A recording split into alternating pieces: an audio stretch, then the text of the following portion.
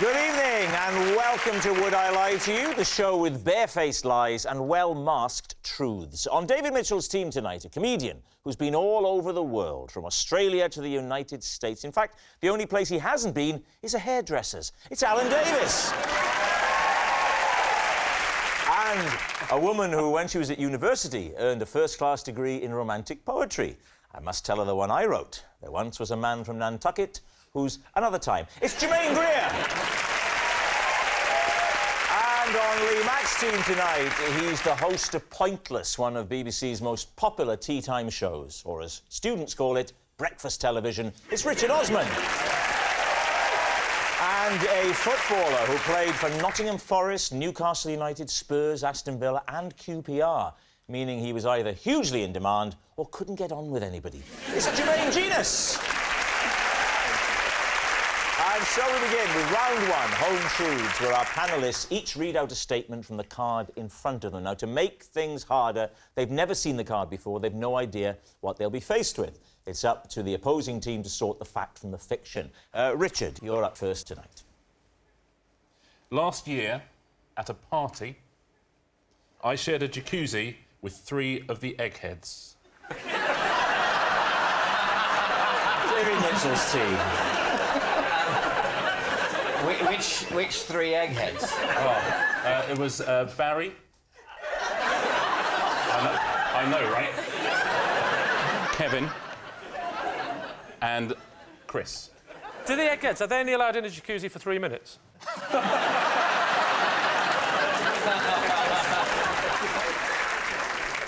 What was the party? Well, it was all of the sort of quiz shows together. We're doing a big photo shoot, and it was us, and by us I mean Pointless. It was Eggheads, The Chase, and like 15 to 1. How'd you get all them in?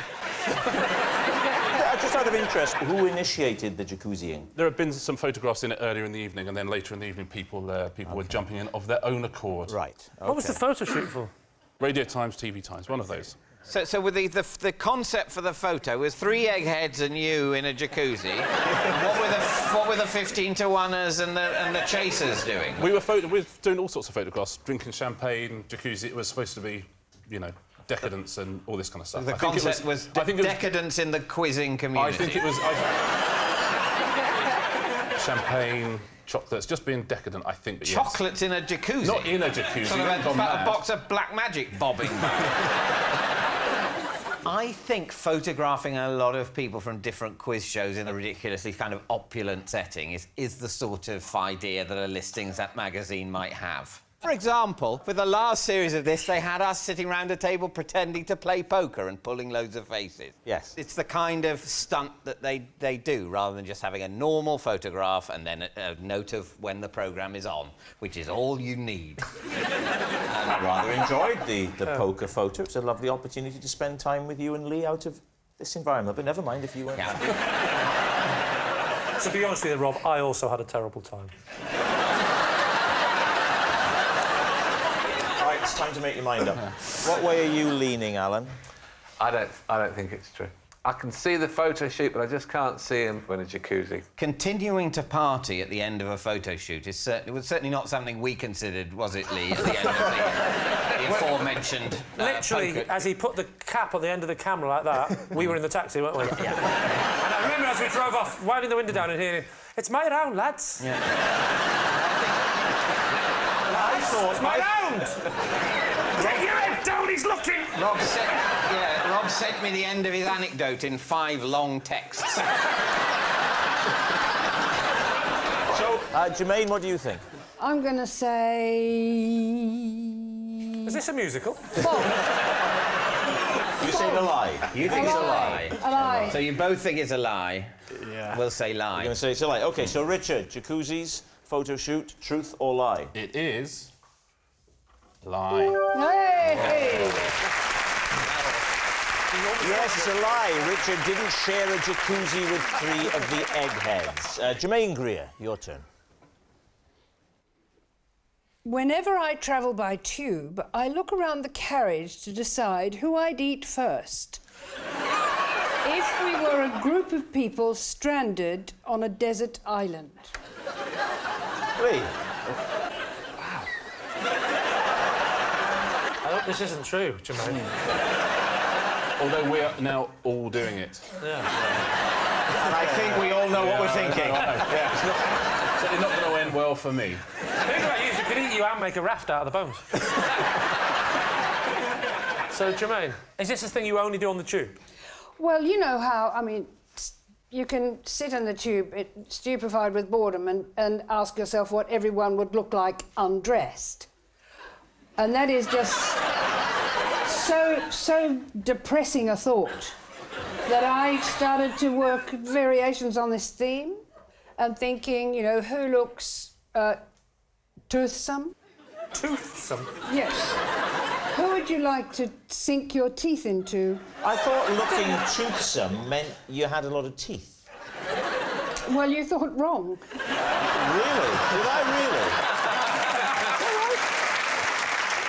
How do you make the judgment call, then? Is it just the fattest, or...? No, it's not just the fattest, because they're probably the least interesting. You might decide... Interesting. Doesn't matter how Well, interesting because you're it's just eating. lard. Unfortunately, it's positively correlated with youth. So you like the idea of eating you?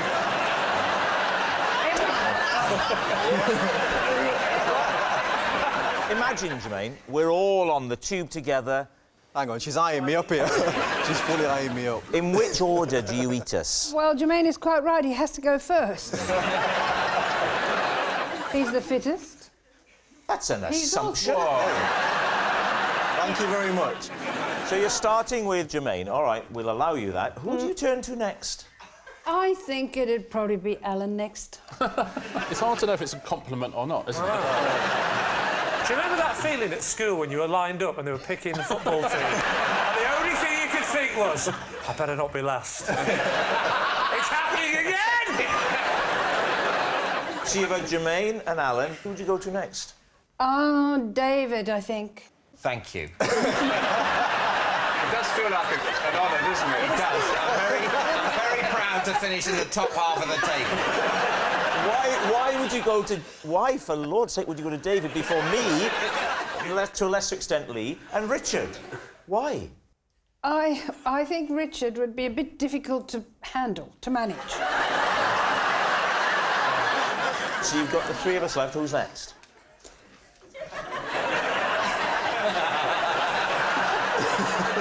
And it'd be a matter of how one cooked you. Crackling is what comes to mind. I don't know if she's insulting me or praising me. Everybody loves crackling if it's made properly. Yes, I like that. So it's me next, is it? Well, yes, maybe. Look, this is getting out of hand, I'm afraid. I'm full already. I'm not even hungry anymore. Take it a little more seriously, please. So you're left now. You're left with the two stragglers. You've been pushing them round your plate. You really don't want to know. It's, oh, Lee and, oh, Richard. Who do you go to next? I can't help thinking at this point I'd have probably got off the tube.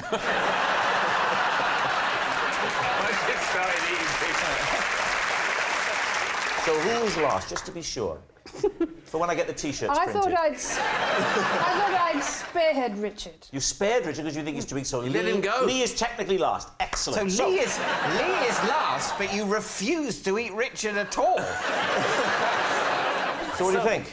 She's very detailed about what... When she looked into your eyes and said, I'd like I saw to it. eat him Yeah, first. that's definitely true. I told you, the eyes told me, yeah, you're going. Like... You felt sure.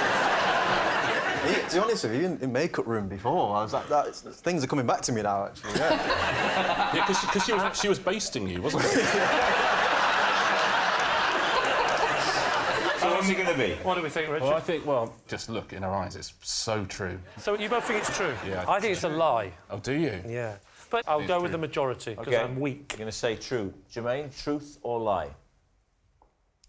Lie. Yes, it was a lie all along. Our next round is called This Is My, where we bring on a mystery guest who has a close connection to one of our panellists. Now, this week, each of David's team will claim it's them that has the genuine connection to the guest. And it's up to Lee's team to spot who is telling the truth. So please welcome this week's special guest, Wally.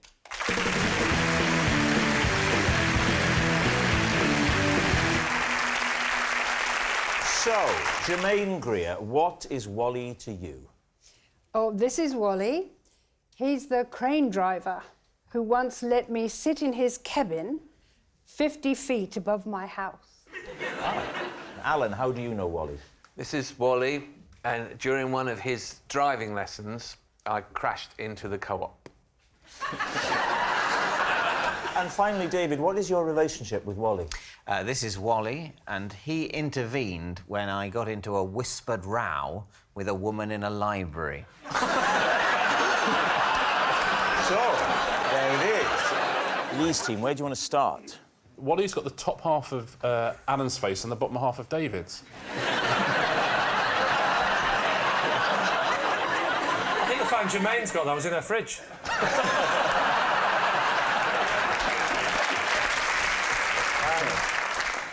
OK, well, let's start with Alan. When was this? I was 17. Sorry, this was a lesson or a test? It was the day before my test. I'm in a Mini, Yeah. Right. and Wally's with me, helping me learn. Oh, he wasn't the instructor? Not a driving instructor. Oh, OK, so he's your mate. Right, and what caused you to go into the co-op? I didn't stop. It pulled out in front of me. Talk us through the incident, then. It's where I grew up. I grew up in Essex. OK. And it was the biggest supermarket in Europe. The co-op? The co-op. Which town was that in? In Loughton, that's where I Oh, grew the up. Loughton Co-op. That's where I grew up. Yeah. It's the only supermarket you see from space. See it? But it's hard to spot if you're driving. Did you scrape it or did you go No, bang straight into it? into it. Into a window or a wall? The wall. Sorry, Instead of braking, I accelerated. How much damage did you do to the car? Well, it wouldn't go. Really? It was that bad? I can't get over the hair. They've got to be mates. Right. They come from that town where that is the hair. Yeah, it's just like How did the manager of the co-op, who came out with presumably the same hairstyle, how did he react? Maybe Alan tried to blame Wally, pointed, but there was like 20, 30 blokes, and you had to work out where Wally was.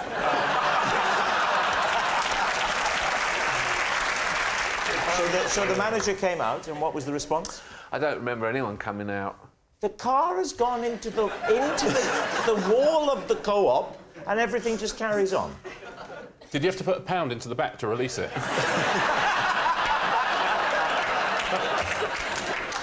All right, so who would you like to speak to next? Jermaine, what was the crane doing? I presume there was building work going on. It was to do with an electricity substation. So he was doing some work. The crane was there for a few days before I actually approached him Right. and asked him if I could go up in the cabin. And when I first asked him, he was distinctly unkeen. So you say you asked him, where was he? Or did you shout? He- Can I come up to your cabin? He- I want to sit on your crying in your cabin! Come on! Come here, dingo, let me in your cabin! Was that roughly the conversation? He'd come down off the crane. Oh, he was already down, ready to go home, and you grabbed him away. So I asked if I could nip up and have a look at him. And did he go up with you? No, well, the thing is, he didn't really want to do it. So I did my best to persuade him. How did you persuade him? You put a white hanky over his mouth and something? You said, smell that, and he woke up in the cabin.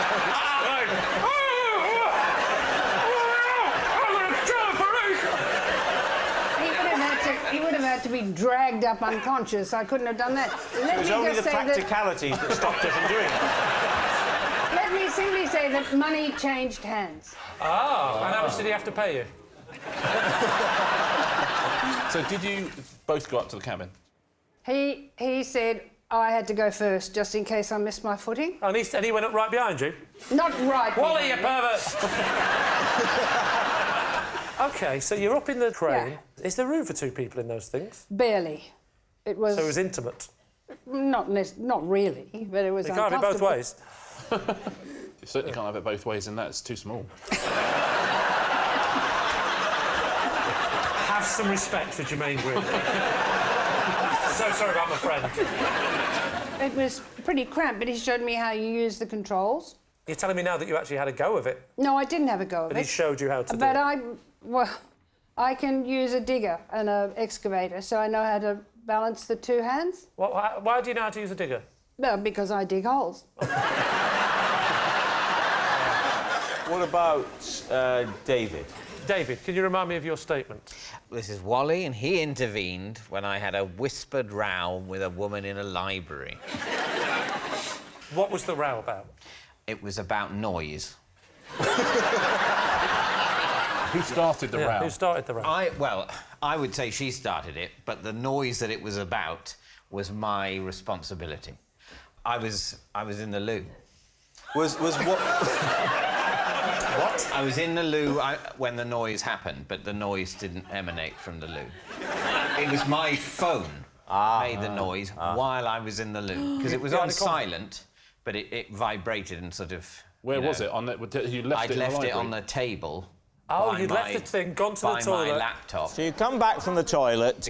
Could you hear it's that noise? Yes. Well, that's yes. I was in the toilet. And you heard the No, I couldn't hear that noise from Oh, great, he's now doing impressions of inanimate objects. I thought he was doing me on the toilet. Sorry. Well, that's not you on the toilet. No, that's more about... I wonder how long I'll be here for.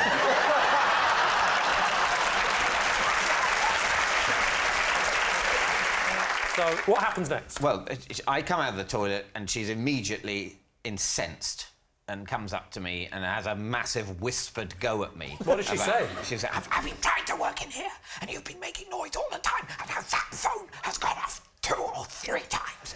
And I'm sort of going, I'm sorry, I didn't realise. I just left it there. There's no need to take that tone with me, though. There's no need to be so rude. I'll turn my phone off now. I'm sorry, but, you know...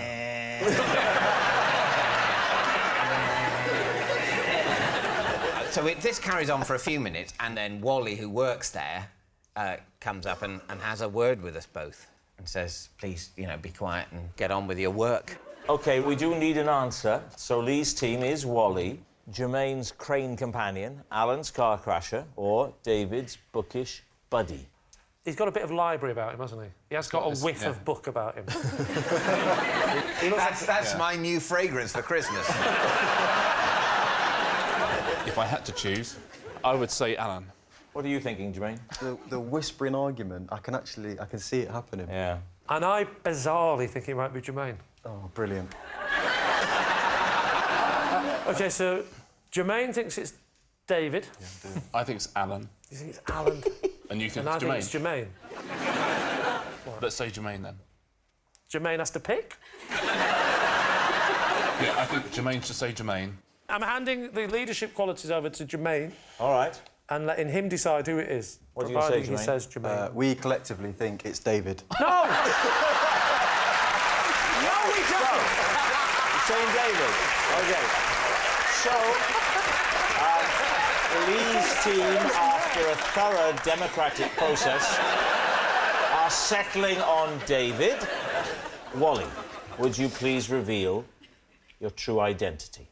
My name is Wally, and I was teaching Alan how to drive when he crashed into the co-op car park. Thank you very much, Wally. Which brings us to our final round, quick fire lies, and we start with... It's Lee. After an incident last year, I have a fear that some of my neighbours think I hunt ducklings. David's team. What was the incident? Hang on.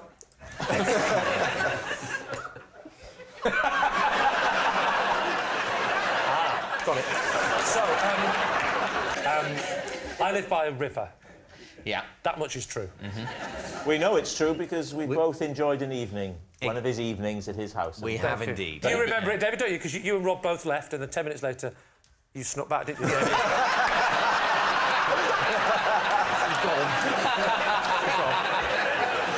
And I remember as David drove off going, I'll give you a lift, David! David!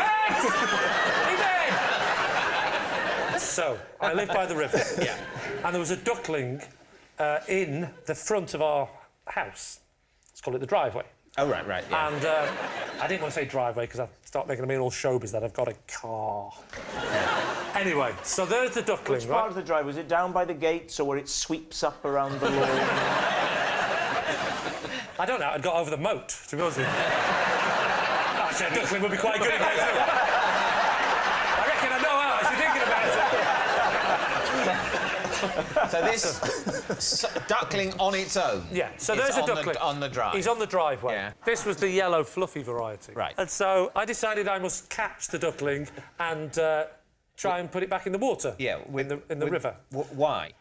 You mean, why have I got a heart, David? Yeah. Why did you bother about this non-human thing? Why did you eat it? So, yeah, no, Why duck did you is... baste it, fry it and shove it in your mouth? Are you saying Oh, that I didn't get... Sorry, David. Yeah, I mean, you could... You've had enough time to invent anything. Right. Now. So you see the duckling on the drive. Yes. You pick up. What is this thing that you're picking up? This is. I have a big net in my house. Right. Yeah? And so I see this duck and I catch it and I scoop it up. So I've now got a duck in the net. Right. And my plan was to look round for lots of baby ducklings and a sort of adult-sized duck going.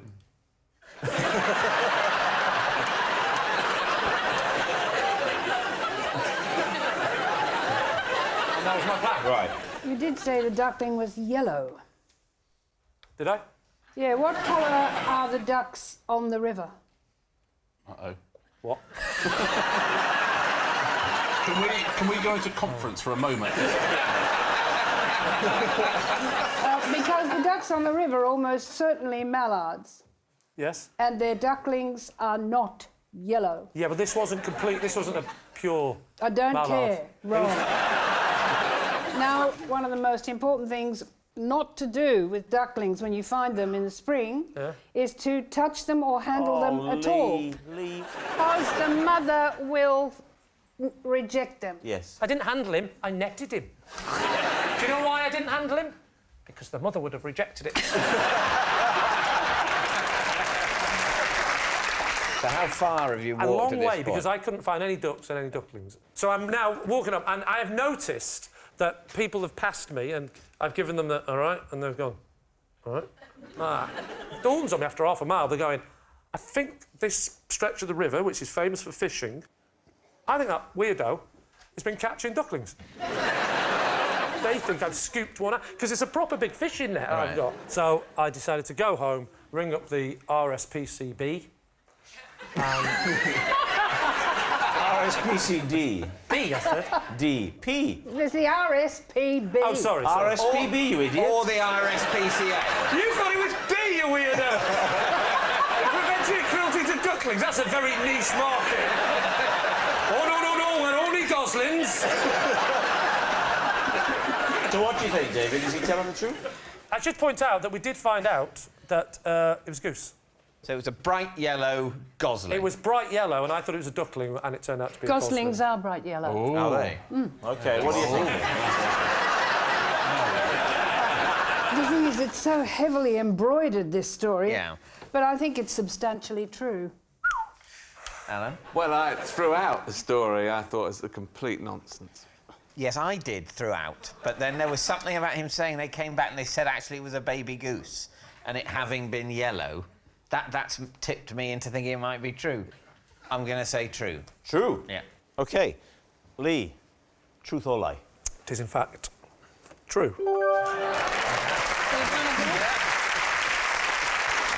Next. It's Jermaine. The night before the biggest game of my career, a teammate woke me up by practicing his trumpet. David's team. I'm assuming that's not a euphemism. What time was this? 12:30, something like that. So why were you cohabiting with a trumpeter?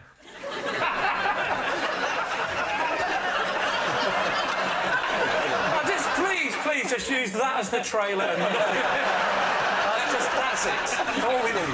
It's not something that you ask, is it? I mean, are you a trumpeter? And let's room together. I don't know. But he was from your team. He was, yeah. He was in my team What team was it? when I was at Newcastle United. So where were you? I was in a hotel. A hotel? Yeah. Where? It was in Newcastle. Think about the other team you were playing. And it'll probably Were you be just the about same to answer. say in Newcastle? It was in Newcastle, yeah. Why would you be in a hotel in your own hometown? Because we were playing against Sunderland. Oh, fair enough.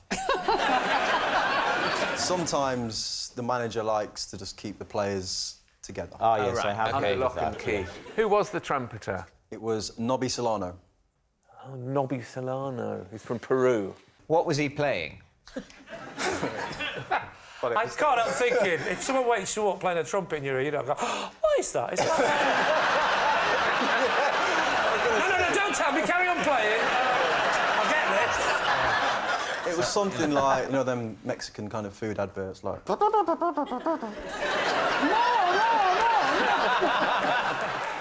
And you say this was Nobby Solero? Nobby Solero is a Nobby very Solano. adult ice cream.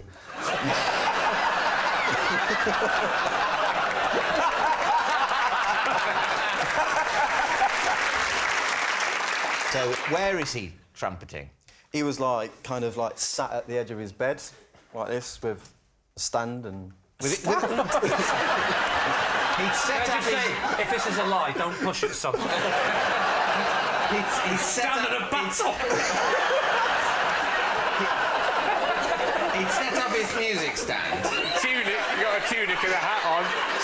Under his chin. 2, 3, 4. And what was his excuse? That he's practising, that was it. And did the conversation go further? Did you say... Well, I just said, you know, put it away. And also start playing the trumpet. What do you think? I mean, I know the world of football is not one that you're overly familiar Yes, with. but I am an expert in nocturnal trumpeting. You know, it balances out. What do you think, Jermaine? It's certainly true that people tolerate a lot of noise in South America, generally. OK. You think... I wouldn't be surprised. I'm going true. We'll go true. OK, Jermaine, truth or lie? It's true. Wow.